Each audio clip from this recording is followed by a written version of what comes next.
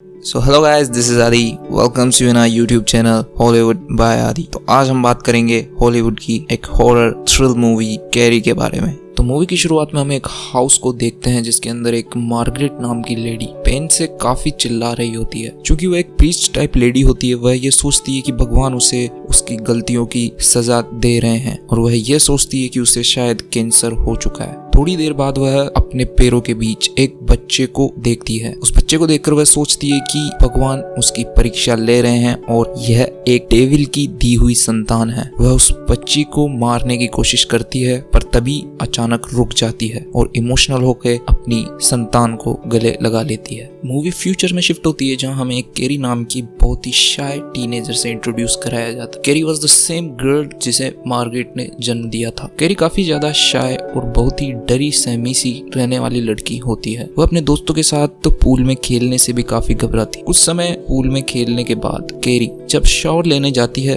उसे अपने हाथों में ब्लड दिखाई देता है। यह देखकर वो काफी शॉक्ड हो जाती है। Actually that was the first menstrual period of Carrie, पर इस बात की कोई जानकारी न होने के कारण वह खून देखकर काफी घबरा जाती है। वह अपनी बाकी फ्रेंड से हेल्प मांगती है पर वह सभी उसकी हेल्प करने के बजाय उसे टीज करना शुरू कर देते हैं। और क्रिस नाम की एक लड़की जो कैरी को काफी ज्यादा परेशान किया करती थी, उसकी इस हालत की वीडियो रिकॉर्ड करने लगती है। तभी अचानक वहाँ उनकी पीटी टीचर आती है और सभी लड़कियों को वहाँ से जाने को कहती है। वह सिचुएशन को हैंडल करती है और कैरी को संभालते हुए अपने साथ ले जाती है। प्रिंसिपल ऑफिस में प्रिंसिपल और कैरी की जिम टीचर कैरी को समझाते हैं और ये बात उसकी मॉम को बताने को कहते हैं। कैरी के बहुत मना करने के बावजूद प्रिंसिपल उसके अगेंस्ट जाके उसकी मॉम को ये सब बताने का फैसला करते हैं। कैरी इस बात से काफी नाराज होती है और कुछ ही देर में ऑफिस रूम में रखा एक वाटर कंटेनर एक्सप्लोड हो जाता है। घर आने के बाद कैरी घर में एंटर करने से काफी डरती है और कार में ही बैठ जाती है। तभी अचानक वहाँ एक बच्चा आता है और कैरी को चिढ़ाने लगता है। कैरी इस बात से काफी गुस्सा होती है और अपने एंगर पावर से उस बच्चे को गिरा देती है। यह देखकर वो बच्चा काफी घबरा जाता है और डर से वहाँ से चला जाता है। कुछ देर बाद कैरी अपने घर के अंदर जाती है और अपनी माँ से अपने फर्स्ट मेंस्ट्रुअल पीरियड के बारे में बातचीत करती है। वह अपनी माँ से पीरियड्स के बारे में ना बताने का कारण पूछती है पर उसकी माँ इस चीज को एक पाप बताती है और उसे एक कबर्ड में बंद कर देती है। कबर्ड के अंदर कैरी काफी ज्यादा चिल्लाती है और उसके गुस्से के कारण कबर्ड का डोर क्रैक हो जाता है। यह देखकर कैरी और उसकी माँ काफी शॉक्ड होती है। मूवी के नेक्स्ट सीन में हमें बताया जाता है कि सू, जो कि उन गर्ल्स के साथ शामिल थी जो कैरी को टीज कर रही थी, उसे अपनी गलती का एहसास होता है और वह इस चीज को लेकर काफी इमोशनल होती है। वह इस बात का कन्फेशन अपने बॉयफ्रेंड के सामने करती है। तब उसका बॉयफ्रेंड उसे कैरी से सॉरी मांगने को सजेस्ट करता है और उसे अपने साथ ले जाता है। दूसरी ओर क्रिस अपने बॉयफ्रेंड मिली के साथ कैरी की रिकॉर्ड की गई वीडियोस ऑनलाइन अपलोड कर देती है। नेक्स्ट डे जिम टीचर्स उन सभी लड़कियों को बहुत मुश्किल टास्क देती है जिन्होंने कैरी को टीज किया था और वह उन सबको बताती है कि जो भी ये टास्क नहीं करेगा वह कॉलेज प्रोम में नहीं जा सकता। क्रिस खुद को इनोसेंट मानती है और इस चीज के लिए अपनी जिम टीचर से आर्ग्यू करने लगती है। वह अपनी बाकी फ्रेंड्स और सू को उसकी साइड लेने को कहती है but because of realization what she have done with Carrie, Sue Chris का साथ देने से मना कर देती है। उसका यह एटीट्यूड देखकर जिम टीचर काफी नाराज होती है और क्रिस को सस्पेंड कर देती है। मूवी के नेक्स्ट सीन में हम कैरी को देखते हैं जो कि स्कूल में एंट्री के साथ ही काफी घबराई होती है क्योंकि सभी लोग उस पे काफी हंस रहे होते हैं। ये देखकर वह काफी नाराज होती है और वॉशरूम में चली जाती है। वॉशरूम में वह खुद को बड़े ही एंगर के साथ मिरर में देख रही होती है। तभी अचानक मिरर क्रैक होकर नीचे गिर जाता है। इस बात से कैरी को रियलाइज होता है कि उसके पास कुछ स्पेशल पावर्स हैं। अपने पावर की रिसर्च करने के लिए वह लाइब्रेरी में जाती है जहां उसे पता चलता है कि वह अपने माइंड से ऑब्जेक्ट्स को कंट्रोल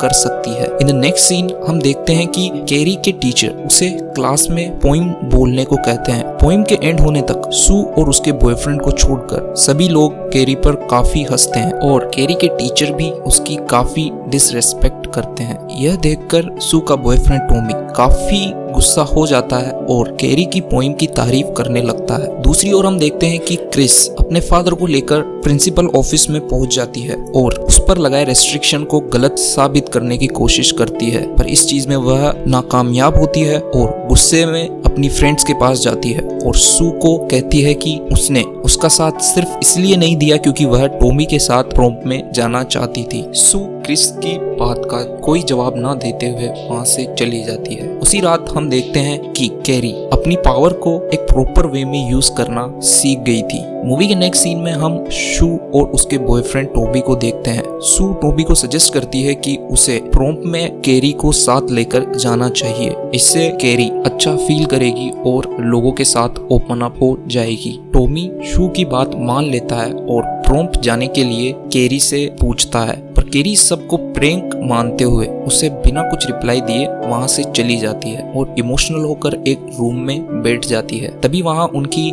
जिम टीचर आती है और कैरी को समझाती है कि उसे ओपन अप होना होगा और अपने फ्रेंड सर्कल को बढ़ाना होगा, और इसीलिए वह कैरी को प्रोम में जाने के लिए इनकरेज करती है। शाम को जब कैरी अपने घर पहुंचती है तो वह टॉमी को अपने घर के बाहर देखती है। वह टॉमी को अपने घर के बाहर ही रोक लेती है और टॉमी के बहुत रिक्वेस्ट करने के बाद कैरी उसके साथ प्रोम में जाने के लिए मान जाती है। नेक्स्ट डे प्रोम के लिए शॉपिंग करने कैरी मार्केट जाती है, जहां क्रिस उसे देख लेती है और उसे पता चल जाता है कि कैरी भी प्रोम में जाने वाली है। उसी रात कैरी अपने घर लौटती है और अपनी माँ को प्रोम में जाने के बारे में बताती है। उसकी माँ उसे प्रोम में जाने से मना कर देती है और अगेन कबर्ड में बंद करने लगती है, पर कैरी अपनी माँ को अपनी पावर्स का यूज करके रोक लेती है। उसकी पावर्स देखकर उसकी माँ काफी शॉक्ड होती है और वह ये सोचती है कि कैरी को ये पावर्स डेविल से मिली है। कैरी अगेन अपनी पावर का यूज करके अपनी माँ को हवा में फ्लाई करवाती है और उसे बताती है कि वह इस दुनिया में अकेली नहीं है जिसके पास ऐसी पावर्स हो, ऐसे काफी लोग होते हैं। वह बस अपनी लाइफ को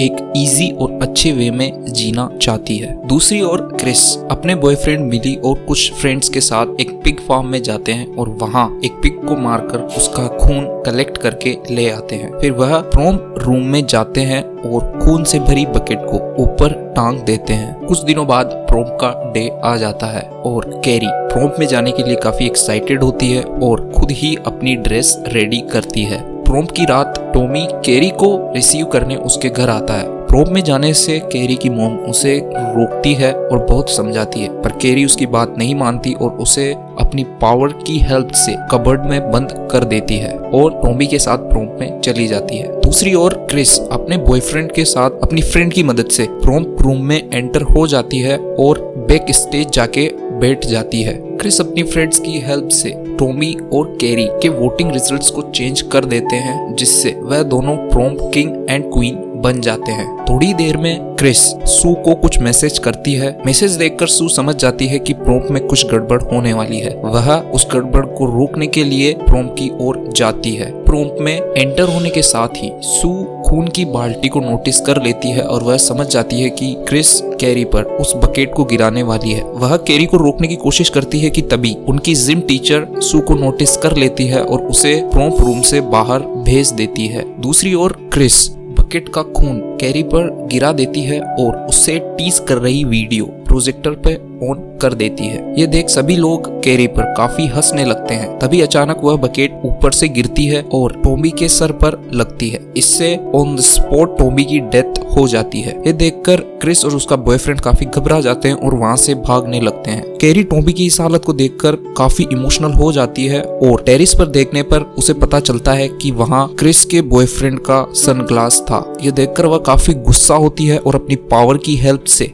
लोगों पर हमला कर देती है। इसमें काफी लोगों की जान जाती है और बहुत नुकसान पहुंचाने के बाद कैरी प्रोम रूम से बाहर आती है और क्रिस और उसके बॉयफ्रेंड का पीछा करने लगती है। क्रिस और मिली अपनी कार से कैरी को मारने की कोशिश करते हैं, पर कैरी अपनी पावर से उनकी कार को रोक लेती है और उनकी कार को गैस स्टेशन से क्रैश करवा देती है, जिससे उनकी कार में एक्सप्लोजन होता है और वह दोनों वहीं मर जाते हैं। इन सब के बाद कैरी अपने घर जाती है, जहाँ वो शावर लेके अपनी मोम से मिलती है और पूरी कहानी अपनी मोम को सुनाती है। यह सुनकर उसकी मोम उस पर नाइफ से हमला कर देती है और उसे बताती है कि वह और उसके फादर सेक्सुअल इंटरकोर्स में इंटरेस्टेड नहीं थे, पर एक दिन नशे में उसके फादर ने उसके साथ ऐसा किया और इसके बाद कैरी पैदा हुई। ये बात बोलते हुए वह कैरी की बॉडी पर काफी स्क्रैचेस करती है। इससे कैरी काफी गुस्सा होती है और सभी शार्प ऑब्जेक्ट अपनी पावर से कलेक्ट करके अपनी मोम पर हमला कर देती है। थोड़ी देर बाद उसे रियलाइज होता है कि उसने अपनी मोम के साथ काफी गलत कर दिया, पर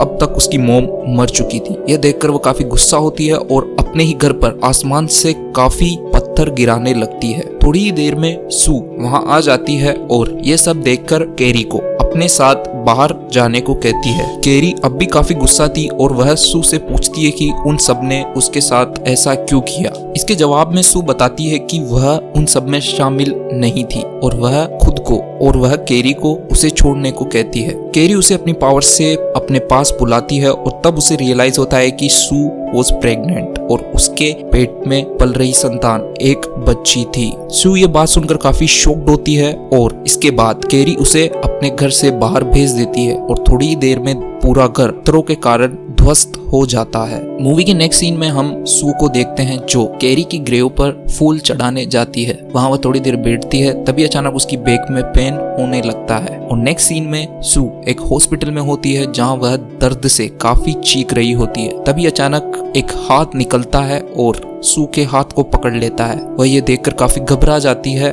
और चीखने लगती है। तभी उसे शांत कराने वहां उसकी मोम आ जाती है, जहां हमें पता लगता है कि सू एक नाइटमेयर देख रही थी। उस प्रॉम्प्ट के बाद वह अब भी काफी घबराई हुई थी और उसके दिमाग में अब भी कैरी के ख्याल थे और इसी के साथ मूवी एंड हो जाती है। सो फ्रेंड्स, कैसी लगी आपको movie? Tell me in the comment section. मिलते हैं आपसे अगली मूवी में। Till then goodbye, have a nice day, thank you.